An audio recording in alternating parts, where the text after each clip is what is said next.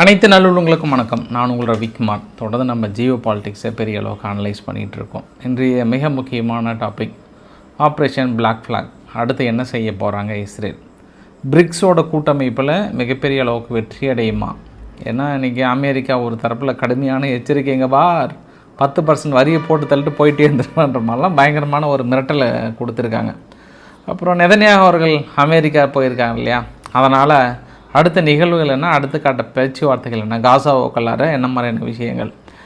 இன்று ரஷ்யா என்ன பண்ணியிருக்காங்க, மற்றும் ஒரு 4 பகுதியை உக்ரைனுக்குள்ளார பயங்கரமாக அடிச்சிட்டாங்க. Hit hard.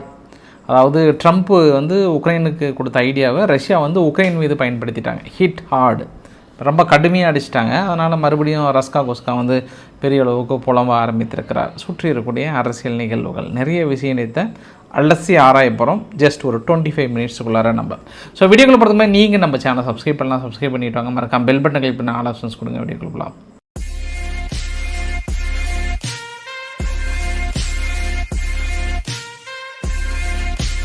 Operation black flag பற்றி நான் சொல்லியிருந்தேன் முந்தைய ரவிக்குமார் ஆர்கே சேனலில்.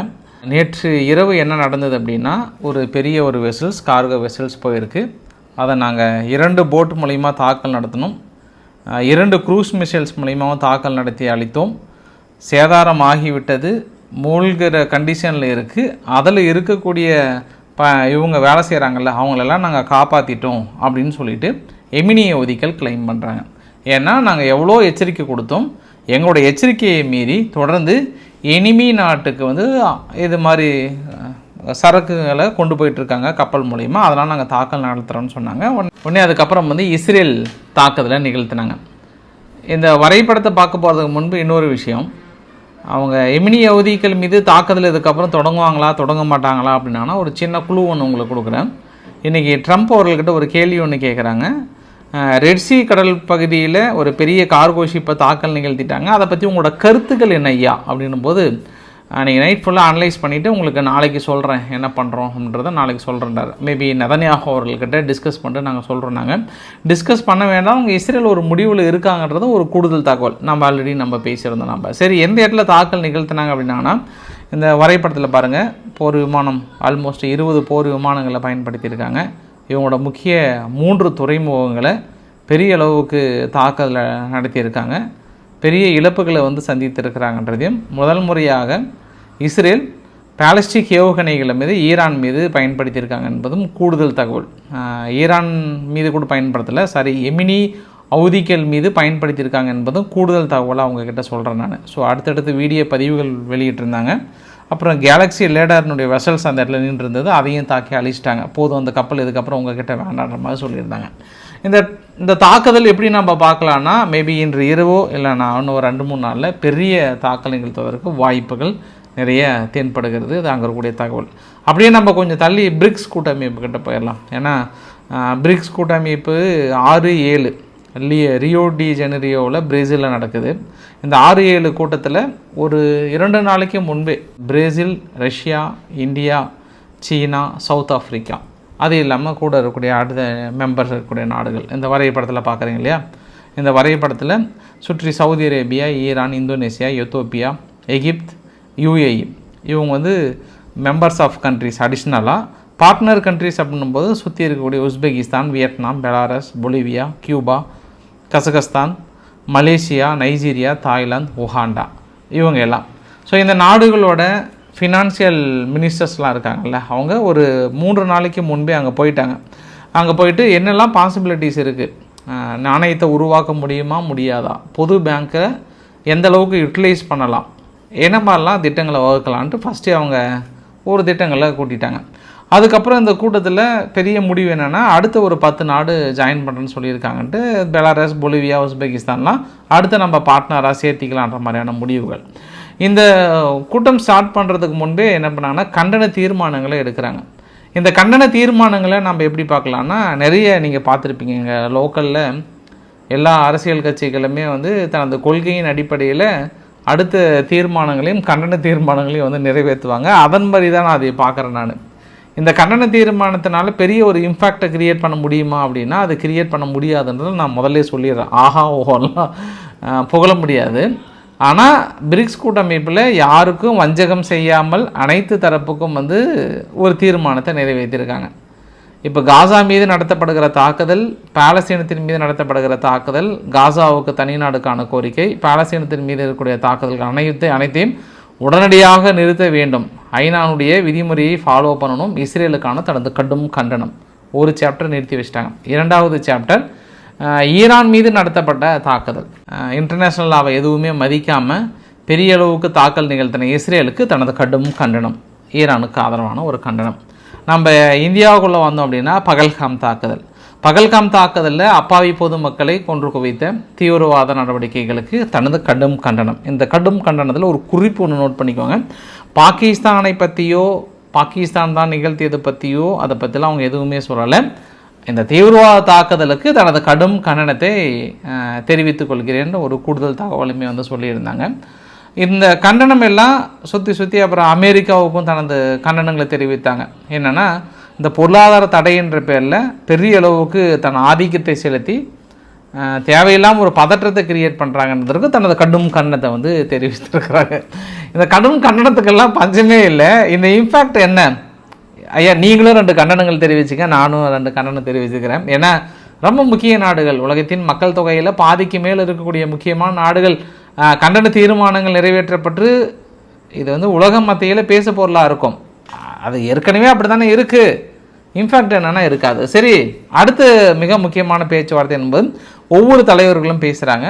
அந்த தலைவர்களில் மிக முக்கியமாக ரஷ்யா சார்பாக பேசும்போது என்ன சொல்லிட்டாங்கன்னா, நம்ம ஆல்மோஸ்ட்டு டாலர் வந்து முடிவுக்கு வந்துடுச்சு, ஏற்கனவே கடன் சுமையால் தவித்துட்ருக்கிற டாலருக்கு நம்ம விடுதலை கொடுக்க வேண்டும், பெரிய அளவுக்கு கொடுத்துட வேண்டியதான், நம்ம பொது நாணயத்தை நோக்கி உருவாக்குறதுக்காக சென்று விட வேண்டியதான்ற மாதிரி சொன்னாங்க.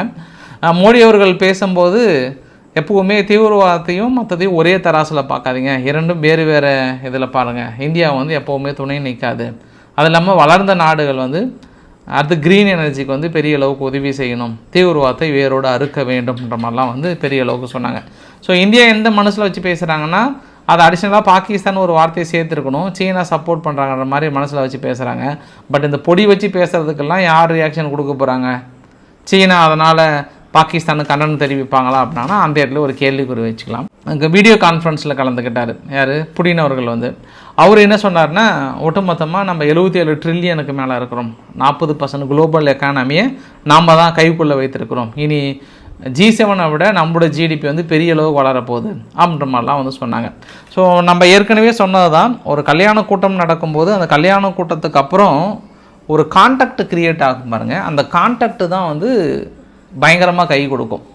ஏன்னா ஒவ்வொரு உறவுகளாக நீங்கள் எங்கே வேலை செய்கிறீங்க, அங்கே வேலை செய்கிறீங்களா, எனக்கு ஏதாவது வேலை கிடைக்குமா, அந்த மாதிரி லிங்க் ஏற்படுத்துது பற்றியா, அதுதாங்க. அதே தான் பிரிக்ஸ் கூட்டமைப்பில் இப்போ பொது நாணயத்தை உருவாக்க முடியுமா அப்படின்னா உங்களுக்கு ஒரு ட்விஸ்ட் வச்சுருக்கேன். மற்ற அந்த கண்டன அறிக்கைகள் இதெல்லாம் தாண்டி அதுக்கப்புறம் ஒரு மீட்டிங் நடந்தது பாருங்கள். இப்போ இந்தியா என்ன பண்ணாங்க, ரஷ்யா கிட்ட தனிப்பட்ட முறையில் ஒரு சில அக்ரிமெண்ட்லாம் போட்டாங்க, பிரேசில் கிட்ட ஒரு சில அக்ரிமெண்ட், நம்ம ஆயுதங்களெல்லாம் சேல்ஸ் பண்ணுறதுக்கான ஒரு அக்ரிமெண்ட்டு. இந்த மாதிரி ஒவ்வொரு நாடுகள்கிட்டையும் தனிப்பட்ட முறையில் அக்ரிமெண்ட் போட்டிருக்காங்க. அதில் இந்தியாவோட வெளியுறவுத்துறை அமைச்சர் ஜெய்சங்கர் அவர்கள் கலந்துருக்காங்க, இந்தியாவோட ஃபினான்ஷியல் மினிஸ்டர் நிர்மலா சீதாராமன் அவர்களும் கலந்துருக்காங்க.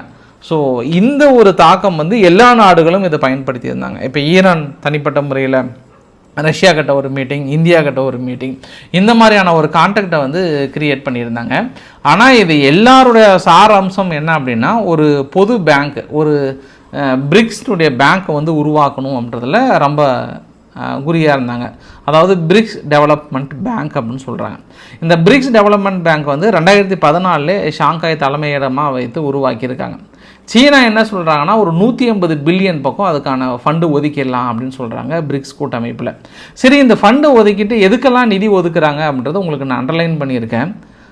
குறிப்பாக 120 இன்வெஸ்ட்மெண்ட் ப்ராஜெக்ட், அதில் 40 பில்லியனுக்கு மேலே அப்ரூவ்டு கொடுக்குறாங்க. Clean energy, energy efficiency, transportation, environmental protection, water supply and infrastructures, இதெல்லாம் யார் கொண்டு வராங்களோ அவங்களுக்கு பிரேசில் அளவுன்னு சொல்லிட்டு மீதி எல்லாத்துக்கும் சேர்த்து கொடுக்குறாங்க. இப்போ பிரேசிலுக்கு மட்டும் தனிப்பட்ட முறையில் ஒரு 3.5 பில்லியன் பக்கம் ஒதுக்குறாங்க இந்த ப்ராஜெக்ட்டுக்காக. அது இல்லாமல் மற்ற ஒரு 40% என்ன, கிளைமேட் ஃபினான்சிங், கிளைமேட்டுக்காக COP30 அப்படின்ற ஒரு கான்செப்டுக்காக, அதாவது இந்த கிளைமேட் கிரைசிஸ்னால பெரிய அளவுக்கு லோவில் இருக்கக்கூடிய நாடுகள்லாம் பாதிக்குதில்ல, அதற்கு வளர்ந்த நாடுகள் முன்மாதிரியாக வந்து பெரிய அளவுக்கான நிதிகளை அளிக்க வேண்டும் சொல்லிட்டு இந்தியா தரப்புலேருந்து எல்லாம் வைத்தாங்க. இந்த க்ளீன் எனர்ஜி டிரான்சாக்ஷனில் பெரிய அளவுக்கான நிதிகளை வந்து எந்த நாடுகள் அதிகமாக பண்ணியிருக்காங்கன்னா, இதுவரை 43.3%, சீனா 28.5%, பிரேசில் 5.5%, ரஷ்யா 3.7%, இந்தியா 3.6%, மீது இந்தோனேசியா, யூஏஇ, அதர் கண்ட்ரி வந்து இதில் பார்க்க முடியுது நம்ம. ஸோ இதெல்லாம் பார்க்கும்போது உங்களுக்கு ஒரு விஷயம் கன்க்ளூஷன் வந்திருப்பீங்க. அதாவது பொது பேங்க்கை உருவாக்குறாங்க சீனாவுக்குள்ளார, ஒவ்வொரு நாடும் ப்ராஜெக்டை சப்மிட் பண்ணுவாங்க, அந்த எனர்ஜி பேஸ்டு ப்ராஜெக்ட்டு. அந்த எனர்ஜி பேஸ்டு ப்ராஜெக்ட்டுக்கு நம்மளுக்கு ஒப்புதல் அளிக்கும் பட்சத்தில் அதுக்கான ஃபண்டிங் நம்மளுக்கு கிடைக்கும். இது தனிப்பட்ட முறையில் அளவுக்கு பலன் அடையுமானால் நிச்சயமாக பலன் அடையும். இப்போ தமிழ்நாட்டிலே இந்த மாதிரியான எனர்ஜி ப்ராடக்ட்லாம், எனர்ஜினா பொதுமக்களுக்கோ இல்லை பெரிய அளவுக்கு கிளைமேட்டை வந்து பாதிக்காத அளவுக்கு நம்ம க்ரீன் எனர்ஜியை நோக்கி நம்ம ப்ராஜெக்ட் இருக்கும் பட்சத்தில் நம்ம மத்திய அரசுக்கிட்ட சப்மிட் பண்ணும்போது அவங்க கொண்டு போயிட்டு அங்கே பிரிக்ஸ் கூட்டமைப்பில் சப்மிட் பண்ணி அதுக்கான நிதிகளை வந்து விடுவிப்பாங்க. அதனால் தனிப்பட்ட முறையில் எல்லாத்துக்கும் பலனடைவாங்களான்னா பலனடைவாங்க. ஆனால் பொது நாணயத்தை உருவாக்க முடியுமானா இன்னும் அதற்கான கான்செப்டுக்கு இன்னும் அந்த வரல. ஏன்னா பேசலாம் செய்யலாம், அது உருவாக்குறதுல இன்னும் நிறைய சிக்கல்களை சந்திக்க வேண்டியது இருக்கிறது. இன்னும் எல்லா நாடுகளிடம் ஒருமித்த கருத்து வந்திருக்கிறதா என்றால் அது ஒருமித்த கருத்துக்கள் வரவில்லை. ஆனால் இங்கே என்ன நடக்குதுன்னே தெரியாமல் அங்கே ஒரு மனுஷன் உட்காந்துக்கிட்டு நீங்கள் மொத்தமாக இந்த யாராவது டாலருக்கு எதிரான நடவடிக்கையில் ஈடுபட்டிங்கன்னா நான் 10% வரி விதிச்சிருவேன்றாரு. அதாவது ஏனாத்தானான்னு சொல்லலாம். இது வந்து நடைமுறை சாத்தியங்கள் இருக்கா அப்படின்னா, நடைமுறை சாத்தியங்களில் ஏற்கனவே இப்போ சீனா மீது வரி விதித்து பல்ப் வாங்கிட்டு முடியலன்னு சொல்லிட்டு ரிட்டர்ன் பேக் அடிச்சிட்டிங்க. இப்போ இந்தியா கூட ஒரு பாசிட்டிவ் நியூஸ் சொல்லியிருக்காங்க. ஆல்மோஸ்ட் கிட்டத்தட்ட பேச்சுவார்த்தை ஓகே ஆகிடுச்சுன்னு தான் சொல்கிறாங்க. நம்ம அமெரிக்காவுக்கு அனுப்புகிற ப்ராடக்ட்டுக்கு ஃபைனலைஸ் பண்ணியிருக்காங்க 19.3% அளவுக்கான வரி. இது ஒட்டுமொத்தமாக நம்ம எவ்வளோ நம்ம எக்ஸ்போர்ட் பண்ணுறோம் அப்படின்னா 85.5 பில்லியன். நம்ம அமெரிக்கா கிட்டேருந்து இறக்குமதி பண்ணுறது 41.4 பில்லியன். பெரும்பாலும் ப்ரிசியஸ் ஸ்டோன்ஸு, மெட்டல், பேர்ல்ஸ் தான் நம்ம அதிகமான அளவுக்கு ஏற்றுமதி இறக்குமதி பண்ணிகிட்ருக்குறோம். அப்புறம் எலக்ட்ரானிக் மெஷினரிஸ் மீதியெல்லாம் நீங்கள் பார்க்குறீங்க நீங்கள்.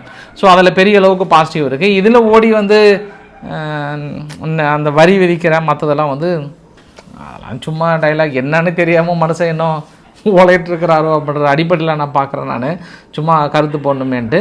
ஆனால் பிரிக்ஸ் கூட்டமைப்பில் நாணயத்தை உருவாக்குவதில் இன்னும் அவங்க முழுமையாக சக்ஸஸ் அடையலை. அப்படி சக்ஸஸ் அடையும் பட்சத்தில் அது பெருசாக பலன் அடைகிறது சீனா தான். அப்படி சீனா பலன் அடைகிறத இந்தியா ஏற்றுக்குமா அப்படின்னா நிச்சயம் இந்தியா ஏற்றுக்காது. அதனால தான் இன்றைக்கி இந்தியாவை பிடிக்காத பத்திரிகைகள்லாம் என்ன போட்டிருந்தாங்கன்னா, பிரிக்ஸ் கூட்டமைப்புகளுக்கு துரோகம் பண்ணுகிற நாடு இந்தியா, கண்டிப்பாக எந்த ஒரு பொது நாணயத்தை உருவாக்குனாலும் இந்தியா வந்து ஏற்றுக்கொள்ளாது. அப்போ இந்த இடத்துல நடுநிலைத்தன்மையை வந்து இழக்க வேண்டிய ஒரு சூழ்நிலை வரும். நடுநிலைத்தன்மை அப்படின்னும் போது தொடர்ந்து இதில் இருக்கக்கூடிய எல்லா நாடுகளை விட இந்தியா வந்து நடுநிலைத்தன்மையை வந்து நிலைநாட்டுறாங்க. இப்போ இஸ்ரேலுடனும் ரிலேஷன்ஷிப்பில் இருக்காங்க, அமெரிக்காவுடன் ரிலேஷன்ஷிப்பில் இருக்காங்க, இது எல்லாமே இருக்காங்க. பட் மற்ற நாடுகள் அப்படின்னும் போது இப்போ ஈரானோ இல்லை பிரேசிலோ இல்லை சவுத் ஆஃப்ரிக்கா வந்து டோட்டலாக அமெரிக்கா கிட்ட முடிச்சுக்கிட்டாங்க உறவுகள். ஏன்னா அவங்க அங்கே இருக்கக்கூடிய வெள்ளையின மக்களுக்கு பெரிய அளவுக்கு நிலங்கள் வைத்திருக்காங்க, அதை பறித்து நான் ஏழ்மை மக்களுக்கு கொடுக்க போகிறேன்னு சொன்னதும், ராம்போசா அவர்கள் வந்து அங்கே ட்ரம்ப் அவர்களை பார்க்கும்போது ட்ரம்ப் அவர்கள் வெள்ளை மாளிகையிலேயே உட்காந்துட்டு அந்த பெரிய ஃபோட்டோஸ் எல்லாம் எடுத்துக்காட்டு ஒரு சில பாடகர்லாம் வெள்ளை மக்களை போட்டு தள்ளிடுவோம்லாம் சொல்லிகிட்டு இருக்காங்க. நீ அவங்க மீது நடவடிக்கை எடுக்கலை, என்ன நாடு வைத்திருக்குன்னு சொல்லிட்டு பெருசாக அவர் மூஞ்சடி சின்னதாகிடுச்சு. யார்? சவுத் ஆஃப்ரிக்காவுடைய ராம்போசா அவர்கள் வந்து ரொம்ப நேராகவே கிரிட்டிசைஸ் பண்ணியிருந்தார். ஸோ அது பேருக்கு ஒரு கூட்டம் நடத்தப்பட்டிருந்தால் கூட அது அவங்க எதிரான நிலைப்பாடு எடுக்கிறாங்க. அப்புறம் சீனா, அப்புறம் ரஷ்யா மீது. ஆனால் இந்தியா மட்டும் என்னென்னா டபுள் ஸ்டாண்டர்டாக இருக்கிறது. இதுக்கப்புறம் டபுள் ஸ்டாண்டர்டான நிலைப்பாடு வந்து கொஞ்சம் ரிஸ்க்காக இருக்கும் இந்தியாவுக்கு. அதை எப்படி ஹேண்டில் பண்ண போகிறாங்க தெரியல அப்படின்றதெல்லாம் போட்டிருந்தாங்க. அதையெல்லாம் தாண்டி பொது நாணயத்தை உருவாக்குறாங்களா அப்படின்றத பொறுத்து இருந்து பார்க்கலாம். இதை விட இன்னும் பயங்கரமாக பேசினாங்க போன மீட்டிங்லேயே. ஆனால் அதுக்கான சக்ஸஸ் ரேஷியோ ரொம்ப கம்மியாகிடுச்சு. இது அங்கே இருக்கக்கூடிய ஒட்டுமொத்த தகவல் அப்படின்னு நினைக்கிற பிரிக்ஸ் கூட்டமைப்பில். நீங்கள் முடிவு பண்ணிக்கோங்க அது வெற்றியா தோல்வியா அப்படின்றத பார்க்கலாம் நம்ம. ஆனால் க்ரீன் எனர்ஜிக்கான ஒரு பாசிட்டிவ், இன்வெஸ்ட்மெண்ட்டுக்கான ஒரு பாசிட்டிவ், தொழில் முதலீடுக்கான ஒரு பாசிட்டிவ், அது வேணால் பெரிய அளவுக்கு ஒரு சேஞ்சஸ் தெரியுது. அதை எல்லா நாடுகளும் எப்படி பயன்படுத்துகிறாங்க, எப்படி ஒப்புதல் கொடுக்குறாங்க, அதில் உள்ள அரசியல் வந்து சீனா இந்தியாவுக்கு வரக்கூடாதுன்னு எந்த அளவுக்கு தடுக்கிறாங்களா தடுக்கலையா அதையெல்லாம் பார்க்க வேண்டியது இருக்கிறது. அதையும் வெளித்து கொண்டு பார்க்க வேண்டும். அடுத்து நம்ம நேராக ஹமாஸ் கிட்ட போயிடலாம். ஹமாஸ் அப்படின்னும் போது இன்டைரக்ட் பேச்சுவார்த்தை கத்தாருக்குல இன்னைக்கு இன்டைரக்ட் பேச்சுவார்த்தை முதல் ரவுண்டு பேச்சுவார்த்தை ஃபெயிலர். உள்ளே போனோடனே டீயை குடிச்சிட்டு முதல் ரவுண்டே வெளியே வந்துட்டாங்க, ஃபெயிலருன்ட்டாங்க. ஆனால் அங்கே மிக முக்கியமான பேச்சுவார்த்தை. இந்த பேச்சுவார்த்தைலாம் செகண்டரி கேஸ் தான். நெதன்யாகு அவர்கள் இந்த போஸ்ட் ஒன்று போட்டிருந்தார் வாஷிங்டன் டிசியில் உட்காந்துட்டு. மனுஷன் உட்காந்துட்டு ஹாய் ஃப்ரெண்ட்ஸ், கூடிய விரைவில் நம்ம மீட் பண்ண போகிறோம், சம்பவத்தை செய்யலாமா அப்படின்ற மாதிரிலாம் அது இந்த ஒரு போஸ்ட்டை காலையில் போட்டிருந்தாங்க. அது பெரிய ட்ரெண்டிங் பண்ணியிருந்தாங்க இஸ்ரேல் தரப்பில் இருந்து. அப்புறம் ட்ரம்ப் அவர்களும் அவரும் உட்காந்து என்னென்ன மாதிரி முடிவுகள் எடுக்க போகிறாங்கன்னு தெரியல. ஆனால் இரு முடிவுகளே எனக்கு பிரகாசமாக தென்படுகிறது. ஒன்று என்ன அப்படின்னா, சிரியாவுக்குள்ளே இருக்கக்கூடிய எஸ்டிஎஸ் அரசாங்கம் வந்து ஒட்டுமொத்த டெரரிஸ்ட் ஆர்கனைசேஷன்ற ஒரு முத்திரையிலேருந்து நீக்கிறாங்க. அவங்க இதுக்கப்புறம் குட் கண்ட்ரிஸ் என்ற லிஸ்ட்டில் சேர்த்திட்டாங்க. இப்போ சிரியாவை நார்மல் ரிலேஷன்ஷிப்பில் கொண்டு வர அமெரிக்கா பெரிய அளவுக்கு ட்ரை பண்ணுறாங்க. இஸ்ரேலையும் சிரியாவையும் இணைப்பதற்காக அரும்பாடுபட்டு கொண்டிருக்கிறது அமெரிக்காவோட ப்ரெசன்ஸ் அந்த இடத்துல பார்க்க முடியுது. அதில் துருக்கியுமே அவுட் பண்ணணும்னு நினைக்கிறாங்க. ஸோ அதை சக்ஸஸ் பண்ணுறாங்களான்னு பொறுத்து இருந்து பார்க்கலாம். இரண்டாவது சம்பவம் என்ன அப்படின்னா, லெபனானுக்குள்ளார பார்க்க முடியுது. இன்றைக்கி காலையில் லெபனானுடைய பிரசிடென்ட் அவுன் அவர்களும் டாம் பராக் அவர்களோட மீட்டிங். டாம் பராக் தான் அமெரிக்காவுடைய என்வாய், அமெரிக்கா சார்பாக போய் பேச்சுவார்த்தை நடத்துகிறாங்க. இன்றைக்கி காலைல உட்காந்து 2 பிளானை வந்து தெளிவாக சொல்லியிருக்காங்க. ஹெஸ்புல்லா கண்டிப்பாக ஆயுதங்களை ஃபுல்லாக கொடுத்துட்டு சரண்டர் ஆகணும். அந்த சதன் லெபனான் ஏரியாவை ஒட்டு மொத்தமாக அவங்க வித்ட்ரா பண்ணியே தீரணும். அப்போ தான் இஸ்ரேலை நாங்கள் வெளியேற சொல்லுவோம். இரண்டாவது, பெய்ரூட்டை வந்து நீங்கள் ஸ்ட்ரென்தன் பண்ணணும் அப்படின்னா டமாஸ்கஸோட, அதாவது இஸ்ரேலோட மறுபடியும் நீங்கள் கைகோர்க்க வேண்டிய ஒரு சூழ்நிலை, இஸ்ரேல் பாருங்க சிரியாவுடன் கைகோர்க்க வேண்டிய சூழ்நிலை வரும். நாங்கள் அதை நடுநிலை வைக்கிறோம், ஒன்றும் பிரச்சனை இல்லை. நாங்கள் ஃபண்டிங் கொடுக்கறது, நீங்கள் சேலரி கொடுக்குறது எல்லாமே நவம்பர்லேருந்து நம்ம பேச்சுவார்த்தை நடத்திக்கலாம். ஆனால் ஹெஸ்புல்லாவுடைய குவாஷம் அவர்கள் 6ஆம் தேதி என்ன சொன்னார்னா, மீட்டிங் இன்றைக்கி நடக்குதுன்னா நேற்று என்ன சொன்னார்னா, நான் வந்து முழுமையாக சரண்டர் ஆகிறதுக்கெல்லாம் வாய்ப்புகளே இல்லை அப்படின்னு சொன்னதுக்கப்புறம் இந்த ஒரு மீட்டிங் வந்து மிக முக்கியமாக பார்க்கப்படுகிறது. அப்போ இனி லெபனானுக்குள்ளார டூஆர்டையா அந்த மாதிரி முடிவுகள் தான் ஹெஸ்புல்லா வந்து எடுக்க வேண்டிய ஒரு சூழ்நிலை. ஏன்னா அங்கே நிர்பந்தம் கொடுக்குறாங்க, உங்கள் நாட்டு மக்களுக்கு பொருளாதாரம் வேணுமா, உங்கள் மிலிட்ரிக்கு சம்பளம் வேணுமா, மீதி அனைத்து வித தடைகளையும் நீக்க வேண்டுமா, உங்கள் நாடு சிங்கப்பூரை போட்டு வளர வேண்டுமா, அனைத்தும் நீங்கள் எங்கள் பேச்சை கேட்க வேண்டும், ஹெஸ்புல்லாவை முழுமையாக சரண்டராக சொல்கிறது உங்களோட பொறுப்புன்றாங்க அவுன் அவர்கள். அது எந்த அளவுக்கு பாசிபிள்னு தெரியல. அது மேபி உள்நாட்டு கலவரமாக மாறுவதற்கு கூட வாய்ப்புகள் நிறைய தென்படுகிறது. ஆனால் இருந்தாலும் அந்த லெபனான் மீது நடத்தப்படுகிற தாக்குதல் குறைகிறதுனால டயர் கைஃபான்ற ஒரு பகுதியில் இன்றைக்கி கூட சதன் லெபனான் பகுதியில் ஒரு ட்ரோன் ஒன்று தாக்கல் நிகழ்த்தியிருந்தாங்க. அந்த வெஹிக்கிளுமே பாதிக்கப்பட்டதை நம்மளால் பார்க்க முடியுது. அதேமாதிரி அமாசுக்குள்ளாரையும் என்னென்னா GHF அப்படின்னு சொல்லுவாங்க, காசா ஹியூமனிடேரியன் ஃபவுண்டேஷன், அதாவது மனிதாமான அடிப்படையில் இருக்கக்கூடிய உதவி செய்கிறதுக்கு அமெரிக்காவுடைய தனியார் நிறுவனத்துக்கிட்ட கொடுத்துருக்காங்க. அந்த நிறுவனம் என்ன வந்து ப்ரொப்போஸ் பண்ணியிருக்காங்கன்னா, நெக்ஸ்ட் பிப்ரவரிக்குள்ளார காசாவிலிருந்து வெளியே தள்ளி பாலஸ்தீனத்துக்குள்ளார இந்த மாதிரி மனிதாமான அடிப்படையில் கூட உதவிகளை வெளியே தள்ளி வைக்கலாம், உள்ளே வேண்டாம், மக்களை கொஞ்சம் கொஞ்சமாக வெளியேற்றலாம் அப்படின்ற ஒரு கான்செப்டுக்கு வந்திருக்காங்க. அதாவது இனி மனிதாமான அடிப்படைகள் காசாவுக்குள்ளேருந்து கொடுத்தோம் அப்படின்னா ஹமாஸினுடைய தலையீடு இருக்கும் பட்சத்தில் ஏன் மக்களை வந்து வெளியே கொண்டு வந்து உதவிகள் கொடுக்கக்கூடாது, ஏன் மக்களை அப்புறப்படுத்தக்கூடாதுன்ற மாதிரிலாம் வந்து சொல்லியிருக்காங்க. அப்படின்னா அவங்களுடைய கான்செப்ட் என்ன, அங்கே என்ன பேச போகிறாங்கன்றதை நம்ம முழுமையாக புரிந்து கொள்ள முடிகிறதுன்றது கூடுதல் தகவல். ஃபைனலாக இந்த தகவலை முடிக்கணும் அப்படின்னா, அயர்லாந்தில் இன்றைக்கி என்ன பண்ணிட்டாங்க, இதுவரை இல்லாத அளவுக்கு ஒரு பெரிய கப்பல் ஒன்று வருதுங்க. அந்த கப்பல் எங்கேருந்து வருதுன்னா கினஹான் ஆர்கனைசேஷன் சொல்லிட்டு வருது. இந்த கினஹான் ஆர்கனைசேஷன் மீது சந்தேகப்பட்டு சீஸ் பண்ணுறாங்க. 2.2 டன் கொகைன், எவ்வளோ அயர்லாந்துக்குள்ளார 2.2 டன் கொகைனை வந்து இது சீஸ் பண்ணியிருக்கேன். இதுதான் மிகப்பெரிய அளவுக்கு. இது உள்ளே வந்திருந்தால் அயர்லாந்தே காலியாக இருக்கும். அவ்வளோ கொகைன் யூஸ் பண்ண நினச்சி பாருங்களேன், எப்படியோ பிடிச்சிட்டாங்க. பட் இது என்ன சொல்கிறாங்கன்னா, அந்த கினஹான் ஆர்கனைசேஷன் க்ரைம் குரூப் இருக்கு இல்லையா, இந்த குரூப்போட கப்பல் வந்து 2023 மட்டும் 157 மில்லியன் அளவுக்கு ஹெஸ்புல்லாவோட டைப் பண்ணி பெரிய அளவுக்கு அயர்லாந்துக்குள்ளார போதைப் பொருளை தான் மிக முக்கியமான தனது நிதி ஆதாரமாக பயன்படுத்தி அவங்களுடைய ஃபண்ட் ஃப்ளோவே அதான் வைத்திருக்காங்கன்றது அப்பயே ஒரு சில தடைகள்லாம் விதிச்சிருந்தாங்க. இப்பயும் அயர்லாந்து என்ன மாதிரியான குற்றச்சாட்டு சொல்கிறாங்கன்னா, இந்த மாதிரியான கொகைனெல்லாம் பெரிய அளவுக்கு ஏற்றுமதி செஞ்சு தான் ஃபண்ட் ஃப்ளோவை வைத்திருக்காங்க, அதை நாங்கள் தடுத்திருக்கோம், இன்னும் ஏன் தயக்கம், பெரிய அளவுக்கான நடவடிக்கைகள் எடுக்க வேண்டும். அதாவது இந்த நியூஸை நான் எதோட நான் மேட்ச் பண்ண விரும்புகிறேன் அப்படின்னா, இப்போ இன்னைக்கு காலையில் வந்து அமெரிக்கா ஹெஸ்புல்லா வந்து முழுமையாக நீக்க வேண்டும்ன்றதற்கும் அயர்லாந்தில் வந்து 2.2 டன்னு கொகைன் பிடித்ததற்கும் நீங்கள் கூட்டி கழித்து பார்த்தீங்க அப்படின்னா எல்லாத்தையும் லிங்க் பண்ண விரும்புகிறாங்க. எல்லாம் அதை எப்படி இல்லாமல் இப்போ உருவாக்கணுன்றதில் அடுத்தடுத்த சூழ்நிலையை உருவாக்குறாங்க.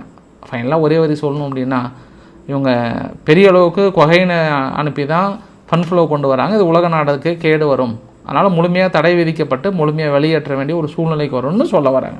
சிம்பிள். அது அவங்கவுங்க தரப்பில் இருக்கக்கூடிய நியூஸாக நீங்கள் எடுத்துக்கோங்க. இப்போ நம்ம ஜெலன்ஸ்கி கிட்டே போயிடலாம்.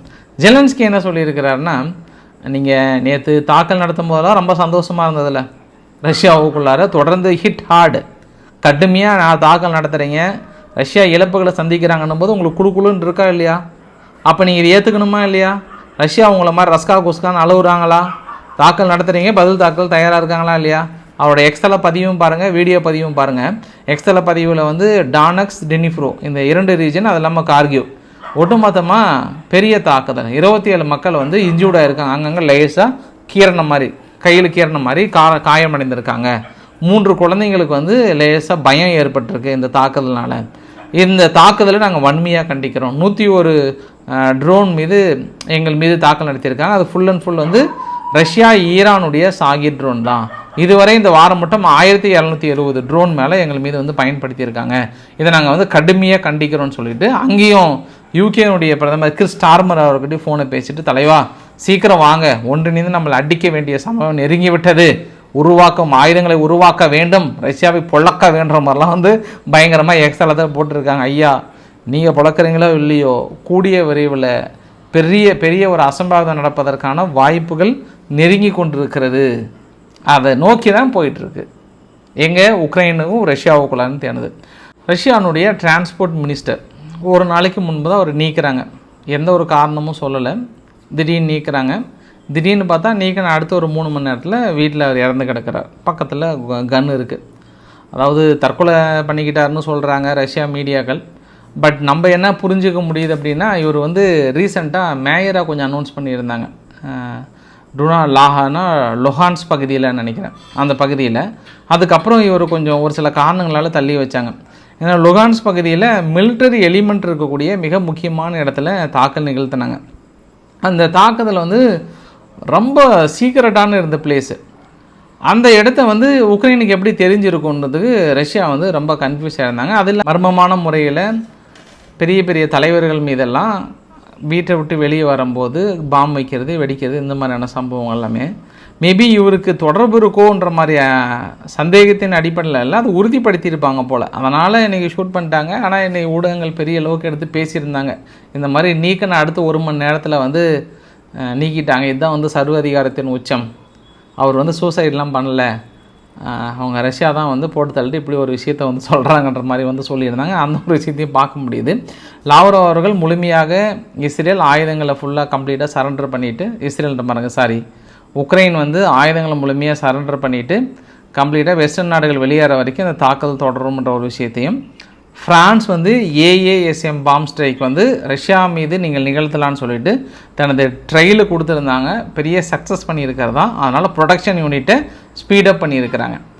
சவுத் கொரியா இருக்காங்கல்ல, சவுத் கொரியா என்ன பண்ணிட்டாங்க, அப்பாச்சி ஹெலிகாப்டர் வந்து கிட்டத்தட்ட ஒரு 7.3 மில்லியன் அளவுக்கு உத்தரவு கொடுத்துருந்தாங்க. அதாவது 36 அப்பாச்சி அட்டாக்கிங் ஹெலிகாப்டர் எனக்கு அமெரிக்கா கிட்டேருந்து வேணும்னு சொல்லியிருந்தாங்க. இப்போ எல்லாத்தையும் கேன்சல் பண்ணிட்டாங்க.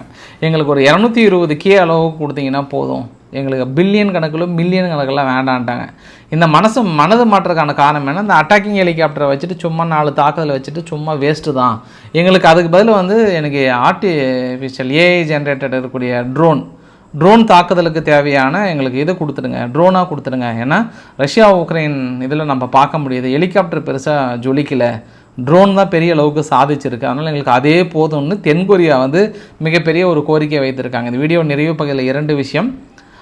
இந்தியா மியான்மர்னுடைய பார்டர் பகுதியில் சுமார் 1643 கிலோமீட்டர் இருக்கக்கூடிய மியான்மர் பார்டரில் கிட்டத்தட்ட ஒரு 400 கிலோமீட்டர் மேலே கம்ப்ளீட் பண்ணியிருக்கிறாங்க. பெரிய அளவுக்கு தொடர்ந்து ஃபென்சிங் போட்டுகிட்டே இருக்கிறாங்க. ஸோ தொடர்ந்து இதை பற்றி நம்ம பேசிகிட்டே இருக்கோம். நிச்சயம் நம்ம மியான்மர் பார்டர் க்ளோஸ் பண்ணுங்கன்னு சொன்னோம். நம்ம அதுக்கான பெரிய அளவுக்கு ஏற்கனவே ஃபண்டிங்லாம் ஒதுக்கியிருக்காங்க. அதை நோக்கி மிக விரைவாக துரிதமாக செயல்பட்டு கொண்டிருக்கிறது சம்பவம் நம்பர் 1. சம்பவம் நம்பர் 2, டெக்சாஸ் ஃப்ளட்டு. இப்போ தான் ஃப்ளட்டு வந்து 80-90 பேர் பக்கம் இறந்து போயிட்டாங்க. ஒரு ஹாஸ்டல் ஒன்று, அந்த ஹாஸ்டலில் இருந்த ஒரு 30க்கும் மேற்பட்ட குழந்தைங்க காணோம், ஒட்டு மொத்தமாக அடிச்சுட்டு போயிடுச்சு. பெரும் துயரம். கிட்டத்தட்ட ஒரு கருப்பு தினமாக அனௌன்ஸ் பண்ணியிருக்காங்க. மறுபடியும் இப்போ மழைப்பொழிவு கடுமையாக்கப்பட்டிருக்கிறது. ஒரு 10 இன்ச்சஸ் மேலே மறுபடியும் ஃப்ளட் ஒரு முன்னையோட அதிகமாக பாதிக்கும்னு சொல்லிட்டு இந்த குறிப்பிட்ட ஏரியாலாம் அவசரமாக வெளியேற சொல்லியிருக்கிறது அமெரிக்க நிர்வாகம். ஸோ தொடர்ந்து மழையால் பெரிய அளவுக்கான பாதிப்பு. ஆனால் அதே சமயத்தில் ஐரோப்பா கிரீஸ் இருக்குல்ல, கிரீஸ் எல்லாம் பெரிய அளவுக்கு வெப்பத்தால் ஆஃபீஸே கொஞ்சம் டைமிங் மாற்றுங்க, முடிஞ்ச அளவுக்கு பிரேக்கெலாம் விடுங்க, பகல் டைமில் அழைக்காதீங்கன்ற இன்னொரு வார்னிங்கும் வந்து கொடுத்துருக்காங்க. ஸோ இன்றைக்கு ஓரளவுக்கான தகவலை கவர் பண்ண நினைக்கிறேன். பிடிச்சிருந்தால் லைக் பண்ணுங்கள், ஃப்ரெண்ட்ஸுக்கு ஷேர் பண்ணுங்கள், சப்ஸ்கிரைப் பண்ணுங்கள். ரவிக்குமார் சோமு சேனல். நன்றி, வணக்கம்.